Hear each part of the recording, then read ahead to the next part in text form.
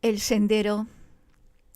Hay gente que pasa toda su vida preparándose para practicar y cuando llega el fin de su vida todavía se está preparando. En consecuencia, comienza la siguiente vida sin haber completado sus preparativos. Dragpa Gyaltsen, un gran maestro de la escuela Sakyapa. El sendero, el segundo elemento del principal grupo de tres, constituido por la base, el sendero y el fruto, no es otra cosa que el trabajo metódico encaminado a superar la condición dualista y alcanzar la realización. La imperiosa necesidad de recorrer dicho sendero se debe al hecho de que, incluso una vez que el Maestro nos ha introducido directamente al estado primordial y nos ha dado una clara explicación de este último y de su forma de manifestarse, seguimos encerrados en la jaula de nuestros límites. Necesitamos una llave, una forma de abrir la jaula, un método con el cual podamos trabajar para establecernos en aquello que la introducción nos había permitido vislumbrar. Esta llave es el sendero Lan en tibetano, en el cual podemos distinguir tres aspectos, los cuales serán considerados a continuación. Tawa, punto de vista o más bien visión de la verdadera condición del individuo y de todos los entes. El primer aspecto del sendero es el tawa, el punto de vista o más bien la visión de la verdadera condición del individuo y de todos los fenómenos.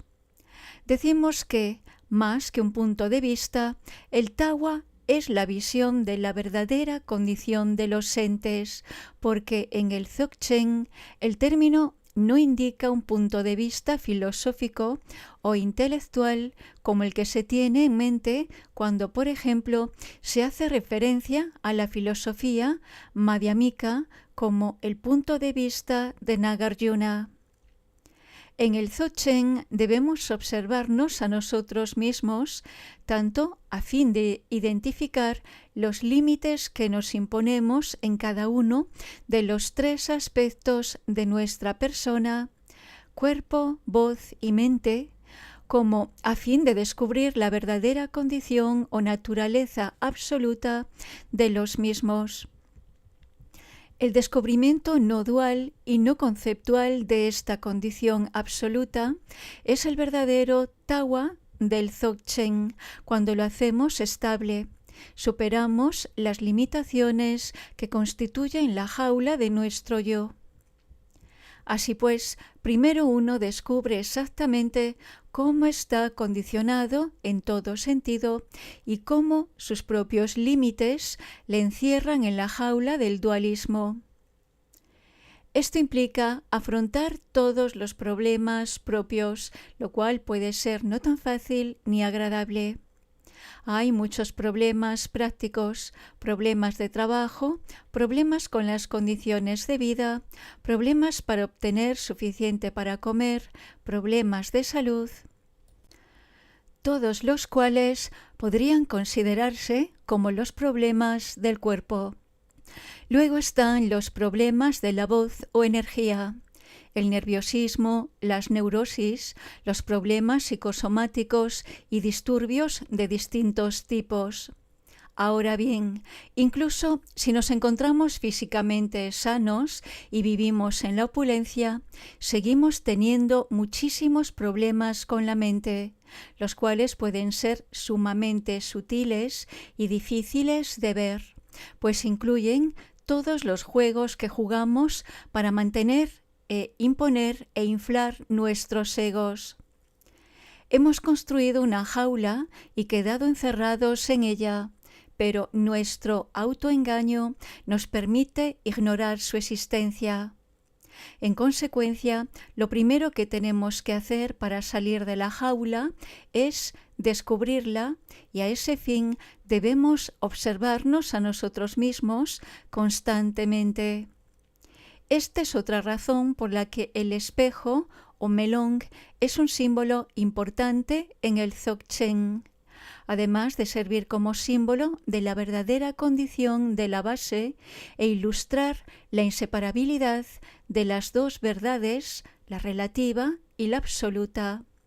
El espejo nos recuerda que debemos observar ininterrumpidamente nuestra propia condición. Un proverbio tibetano dice: en la nariz de otro se hace notoria incluso la existencia de algo tan ínfimo como una hormiga. En la nuestra, en cambio, no notaremos ni siquiera algo tan enorme como un yak. A fin de poder superar la nefasta tendencia a la que se refiere el refrán y permitirnos descubrir el tawa del Dzogchen, debemos observarnos a nosotros mismos en vez de mirar hacia afuera y criticar a otros. Como vimos, observándose a sí mismo, uno puede descubrir su jaula. Ahora bien, no basta con saber que la jaula existe.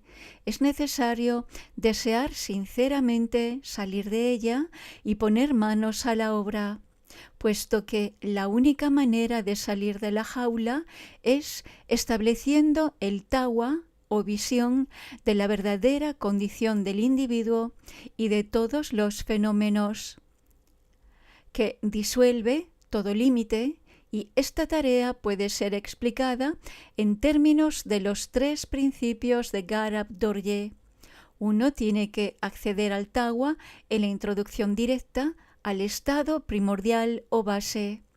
Entonces no debe permanecer en la duda con respecto a la verdadera naturaleza de todos los fenómenos, lo cual implica retornar repetidamente al tawa. Finalmente, debe permanecer ininterrumpidamente en la visión en cuestión y cuando no pueda permanecer en ella, observarse constantemente sin distracción. Son los 2 primeros principios de Garab Dorje los que se refieren específicamente al tawa del Dzogchen. El tercer principio se refiere sobre todo al Gompa, definido como permanecer en el tawa, y se extiende al chopa, definido como conducta desde el gompa. Gompa, prácticas propiamente dichas. A Luntong Dorje Pel, un gran maestro del Dzogchen, le preguntaron: ¿qué meditación practicas? Él replicó: ¿sobre qué podría meditar? Su interlocutor le preguntó de nuevo: ¿entonces en el Dzogchen no se medita? Él respondió: ¿y cuándo es que estoy distraído? La diferencia de significado entre los términos meditación y contemplación es clave en las enseñanzas Dzogchen.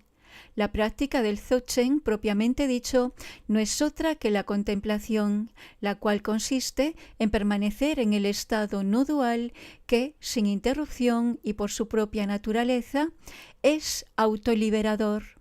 Dicho estado, que no es condicionado por el nivel conceptual de la actividad mental, comprende también el funcionamiento de lo que se llama mente ordinaria y su pensamiento racional. El pensamiento puede surgir y de hecho surge en la contemplación, pero uno no es condicionado por él, puesto que el estado es autoliberador. Simplemente dejándolo en paz, el pensamiento se libera por sí mismo. En efecto, en la contemplación, la mente no hace ningún esfuerzo mental. No hay nada que hacer o que inhibirse de hacer, pues lo que hay es autoperfecto tal como es. En consecuencia, se lo deja en su propia condición. En cambio, las enseñanzas Dzogchen llaman meditación a las prácticas en las que, a fin de entrar en el estado de contemplación, se trabaja de alguna manera con la mente que es dualista y relativa. Estas últimas prácticas pueden incluir los varios tipos de concentración destinados a lograr estados de calma, los varios tipos de práctica de visualización y así sucesivamente. Así pues, en lo que se llama meditación hay algo que hacer con la mente, mientras que en la contemplación no hay nada que hacer. En la contemplación Dzogchen, sin incurrir en los defectos de adormecimiento, agitación o distracción, uno integra en la presencia no dual de la cognoscitividad iluminada tanto los momentos de calma entre pensamientos como los movimientos de pensamiento. La presencia pura de este campo de cognoscitividad intrínsecamente autoliberador, en la cual ni se rechaza ni se sigue el pensamiento, es lo que indica el término tibetano Rigpa, que es lo contrario del error esencial de la mente dualista o ignorancia básica llamado Marikpa. Si uno no descubre el estado de pura presencia o Rigpa, nunca descubrirá el Dzogchen. Este no es otra cosa que el estado desnudo de Rigpa. Este estado, que es el pilar de las enseñanzas Dzogchen, es lo que el maestro debe transmitir en la introducción directa, transmisión que, como me lo mostró mi maestro, Chanchup Dorje, no depende ni de la iniciación ritual formal ni de la explicación intelectual. Ahora bien, si uno no se encuentra en el estado de Rigpa, solo observando su propia condición a cada instante, podrá uno saber con qué práctica deberá trabajar en un momento dado para poder salir de su jaula y mantenerse fuera de ella.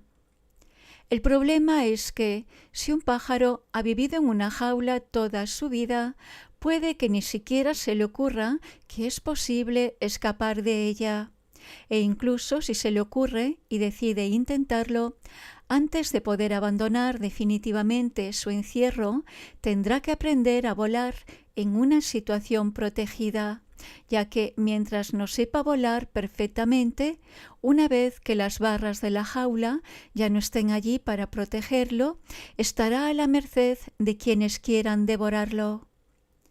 De la misma manera, un practicante debe adquirir dominio sobre sus propias energías y a este fin las enseñanzas Dzogchen transmiten prácticas que se adaptan a toda clase de pájaros y a todo tipo de jaulas. Para saber cuáles aplicar por medio de la autoobservación, uno tiene que averiguar qué clase de pájaro es uno y en qué clase de jaula se encuentra. Sin embargo, la condición necesaria de lo anterior es el deseo de liberarse realmente de todo tipo de jaulas. Esto significa que uno debe tener la certeza de que el agrandar o embellecer la jaula en que se encuentra no tendría ninguna utilidad. ¿Qué se ganaría con agregarle a dicha jaula unos fascinantes barrotes construidos con alguna exótica enseñanza tibetana? ¿O con construir con las enseñanzas Dzogchen una nueva, aún menos visible jaula de cristal? No importa cuán bella o invisible pueda ser nuestra jaula, seguirá coartando nuestra libertad. Es por esto por lo que el único y verdadero propósito de las enseñanzas Dzogchen es sacarle a uno de todas las jaulas, de modo que quede totalmente libre en la ilimitada extensión del cielo claro, del espacio del estado primordial.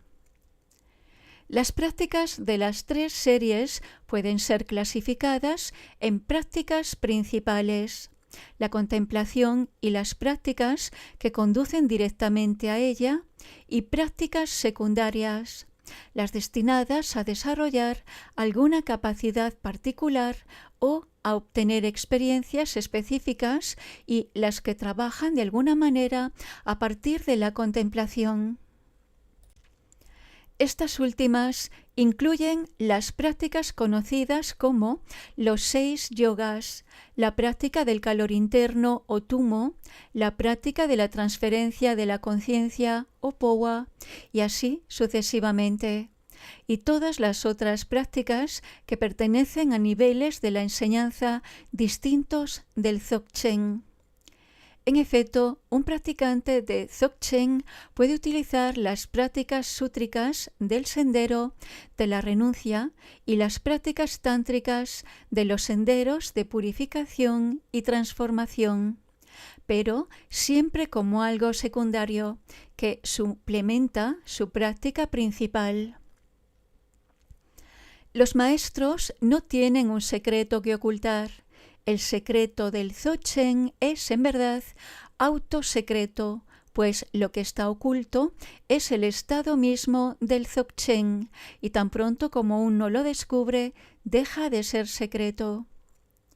Sin embargo, se debe subrayar aquí que para realizar las prácticas del Dzogchen es esencial recibir transmisión de un maestro y que algún nivel de compromiso es esencial de parte de quien quiera recibir instrucción precisa para las prácticas.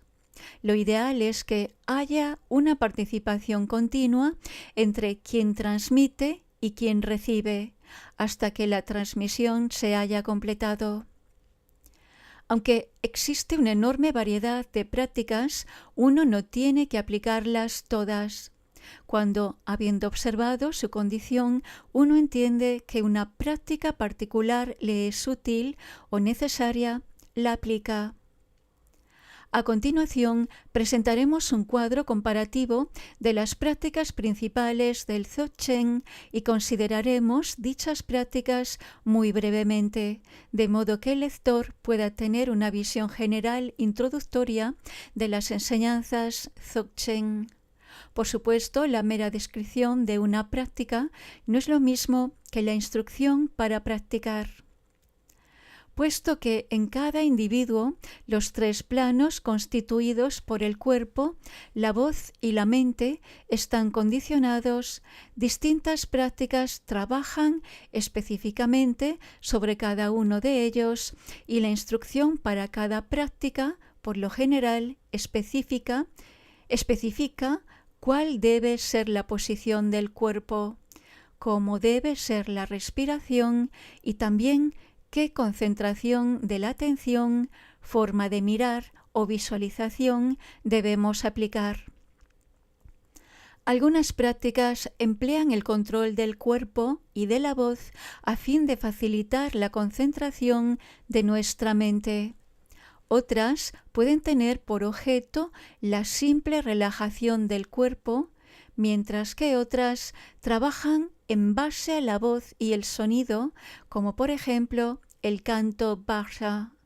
También hay prácticas que usan cada uno de los elementos: tierra, aire, fuego, agua y espacio. Principales prácticas de las 3 series de enseñanzas Dzogchen. Semde, la serie de la naturaleza de la mente. 4 Nelyor o yogas deben permitirnos entrar en la contemplación. 1. Chine o Samatha, el estado calmo. La concentración con objeto y luego sin objeto resulta en un estado de calma. Esto se hace natural y luego estable. 2. Lakton, Vipassana, más visión o visión penetrante. El estado de calma se disuelve y uno despierta. Uno es capaz de practicar con el movimiento del pensamiento sin el esfuerzo por mantener un observador interno. El estado de calma ya no es algo construido. 3. Ñime, no dualidad. El chiné y el lactón surgen juntos, se van más allá de la dualidad. Y 4. Lundrup, autoperfección. La contemplación no dual puede mantenerse en cada acto. todo está totalmente reintegrado en su propia condición natural y uno experimenta todo lo que surge como el juego autoperfecto de su propia energía. Esta es la verdadera condición del Dzogchen, la gran perfección. Longde, la serie del espacio. 4 Da o símbolos deben permitirnos entrar en la contemplación. 1. Selwa, claridad. Los ojos están abiertos. La totalidad de la visión del individuo se encuentra integrada. Esto no es lo mismo que la claridad intelectual. 2. Mitokpa, no conceptualidad. Con los ojos abiertos, inmóviles y sin pestañear, y la mirada abarcando el espacio, ningún pensamiento que surja nos molesta. 3. Dewa, sensación placentera. El cuerpo se mantiene en una posición controlada hasta que la práctica esté más desarrollada y, aunque se está completamente presente, se siente casi como si no se tuviera un cuerpo. El contraer ligeramente los músculos de las puertas inferiores del cuerpo aumenta la sensación naturalmente placentera de la relajación total. 4. Yerme, inseparabilidad, también traducido a veces inexactamente como unión. La inseparabilidad de todos los otros da en el estado de contemplación o estado de Dzogchen. Como símbolo de esta inseparabilidad, uno mantiene la lengua suelta en la boca sin que se apoye en la parte inferior ni toque tampoco el paladar.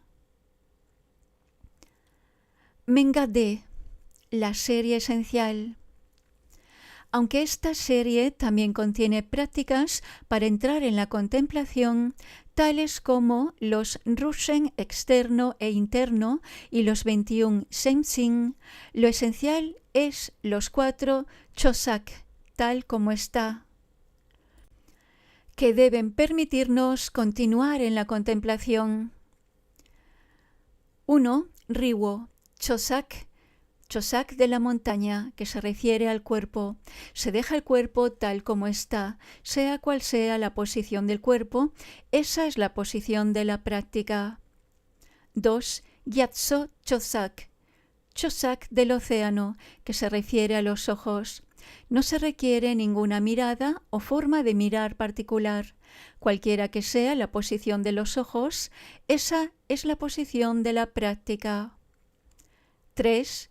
Rigpa Chosak, Chosak del estado de contemplación. El propio estado es dejado tal como es, sin corregirlo. Este Chosak es lo mismo que el Lundrup en el Sende y el Yerme en el Longde. 4. Nangwa Chosak, Chosak de la visión. La propia visión en su totalidad puede considerarse como un ornamento.